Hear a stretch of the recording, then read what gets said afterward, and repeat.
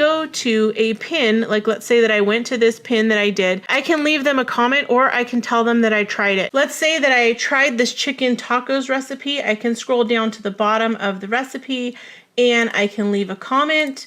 I can give them a high five.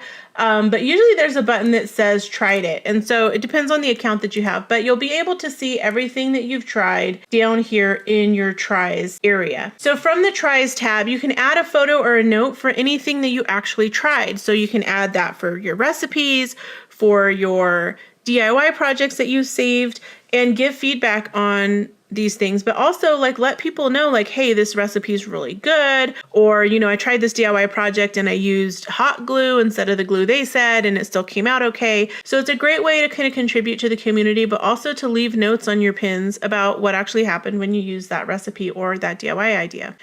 Now, if you enjoyed this video or you thought that it was helpful, please tag a friend down in the description, hit that share button, share it on social, and hit the subscribe button so that you can get notified every time we have a new video here at Smart Creative Social.